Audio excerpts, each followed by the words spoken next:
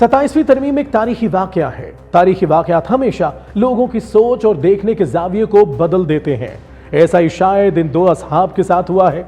27वीं तरमीम से पहले इन दोनों की सोच का आपको अच्छी तरह मालूम था।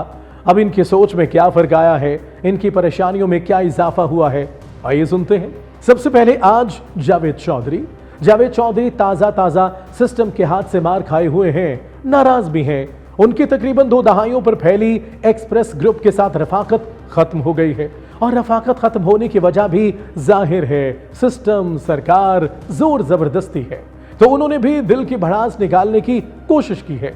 उन्होंने ज़ियाउल हक, मुशर्रफ, याहिया खान वगैरह का नाम लेकर बताया कि डिक्टेटर कैसे होते हैं, लेकिन असल में शायद वो कुछ और नाम लेना चाहते थे, मगर खैर हिम्मत नहीं कर सके। तो सुनिए जरा वो क्या कहते हैं। ये नहीं कहना चाहिए कि जी आइन के अंदर तब्दीली हो जाएगी तो इससे जो है वो जमहूरियत कमज़ोर हो जाएगी। जमहूरियत पहले है कहाँ पे, और आज की बात नहीं है। आप पीछे चलते चले जाएं, आपको किसी जगह पे भी जमहूरियत नज़र नहीं आएगी। बल्कि ये मुनीर साहब, पाकिस्तान दुनिया का शायद वाहिद मुल्क होगा जिसका माजी उसके मुस्तकबिल से ज़्यादा शानदार और बेहतर नज़र आता है। आपको आप माजी में चलते जाएँ, आपको हर चीज़ बेहतर होती हुई नज़र आएगी, और जो आप हाल और फ्यूचर की तरफ बढ़ते जाएंगे आपको उसके साथ साथ चीज़ें कमज़ोर होती हुई नज़र आएंगी।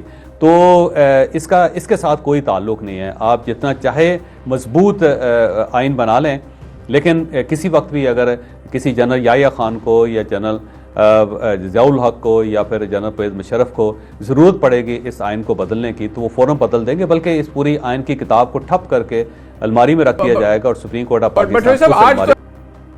जावेद चौधरी साहब, अभी तो 2 दिन हुए हैं आपको सिस्टम का निशाना बने हुए, और आपको फौरन पता लग गया कि पाकिस्तान में जमहूरियत नहीं है, रूल ऑफ लॉ नहीं है। कल तक तो आप कहते थे सब कुछ अच्छा हो रहा है, दिन रात वकालत करते थे निज़ाम की, और अब अचानक आपको पता लग गया कि सब कुछ बुरा हो रहा है और पाकिस्तान में जमहूरियत है ही नहीं। चले देर आयद दुरुस्त आयद। इसीलिए कहते हैं कि इंसान के सर पर जब खुद पड़ती है ना, तब सारी चीजें खुलती हैं। दूसरों का दुख नजर नहीं आता, जब अपनी खाल उधड़ती है तब आंख खुलती है। और जो आपके साथ बैठे हैं ना, एक दिन इन पर भी यही क़यामत टूटेगी जो आप पर टूटी है। तब ये भी यही कहेंगे, यही चीखे मारेंगे जो आज आप मार रहे हैं। खैर परेशान ना हो, आप एक हुनरमंद आदमी हैं, हमें यकीन है जल्द ही कोई ना कोई नया ठिया बना ही लेंगे। और अब तलत हुसैन को सुनिए। पाकिस्तान तहरीक इंसाफ जो तमाम के तमाम आर्गूमेंट करती रही है, उनको नई जिंदगी मिल रही। अब आर्गूमेंट जब वो करेंगे तो वो क्या करेंगे? वो यही कहते हैं ना कि जी शख्सियत को मरकजियत दी जा रही है, तो वो इसकी तशरीह ऐसे करेंगे कि एक शख्सियत को मरकजियत दी जा रही है। वो कह रहे हैं कि जजेस को आप अपने ताबे करना चाहते हैं कोई कॉन्स्टिट्यूशनल कोर्ट के हवाले से, वो ये बात भी करेंगे। वो कहेंगे जी कि निज़ाम को आप तलपट कर रहे हैं क्योंकि आपने PTI को आने नहीं देना, तो लगेगा ऐसे ही कि जी वाक़तन निज़ाम को आप उन बुनियादों के ऊपर खड़ा कर रहे हैं कि पाकिस्तान तहरीक इंसाफ को आपने आने नहीं देना। आप पाकिस्तान तहरीक इंसाफ के तमाम आर्गूमेंट्स की लिस्ट कर दें, उस आर्गूमेंट्स की सिंसियरिटी के अंदर ना जाएं, आर्गूमेंट्स को लिस्ट कर लें और मौजूदा हालात के साथ मुताबिकत पैदा करें, तो आपको नज़र आएगा कि उनके आर्गूमेंट्स में तो मज़ीद जान पड़ रही है। और ये आने वाले दिनों में एक बहुत बड़ा मसला हो जाएगा कि जहाँ पर पाकिस्तान तहरीक इंसाफ 9 मई का दिफा नहीं कर पा रही थी, जहाँ पर वो इमरान खान के एक्शंस को एक्सप्लेन नहीं कर पा रही थी, वो अपनी सज़ाओं के हवाले से बड़ी वीक विकेट पर थी, वो अपने ख़ास माजी की वजह से मौजूदा जो आइनी मसाइल चल रहे हैं, रिगिंग को ले लिया कि 2018 के इंतखाबात की रिगिंग के वो बेनिफिशरी थे, वो कहते 2024 में रिगिंग हुई। तो आर्गूमेंट यही होता था कि 2018 में क्या आप वो सीधे दरवाजे से आए थे।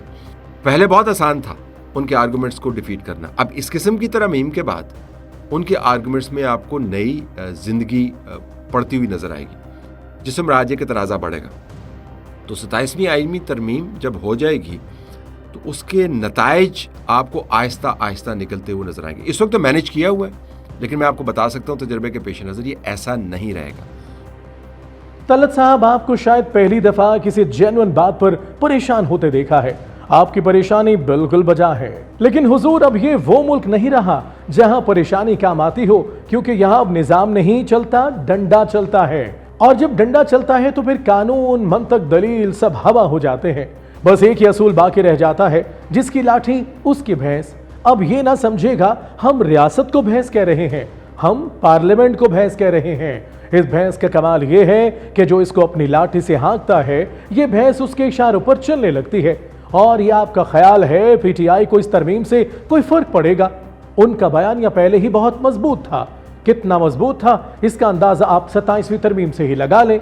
कम से कम अदलिया की तमाम तरमीम तो सिर्फ और सिर्फ इमरान खान और पीटीआई के लिए है। सरकार को अगर अपने बयानिए और पीटीआई या इमरान खान पर बनाए केसेस पर यकीन होता तो इसे ऐसी बेमहल तरमीम की जरूरत ही ना थी। इन तरमीम का मतलब ही ये है कि सिस्टम ने यह तय कर लिया है कि आइंदा कोई सवाल हुआ, कोई आवाज उठी, कोई मूवमेंट बनी तो इसे पहले से भी ज्यादा जोर से कुचला जाएगा।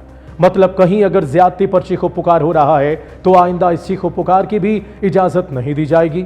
इसीलिए तलत साहब, जिसकी लाठी उसकी भैंस को पाकिस्तान के आइन का ऑफिशियली हिस्सा बनाया जा रहा है। और याद रखना, ये लाठी सबसे पहले चलनी मीडिया पर यानी आप पर है। सो आप पीटीआई की परेशानी छोड़ें, अपनी खैर मनाएं। Talk is live, like share subscribe कीजिए, क्योंकि सच वही जो हम बोले। Talk is live.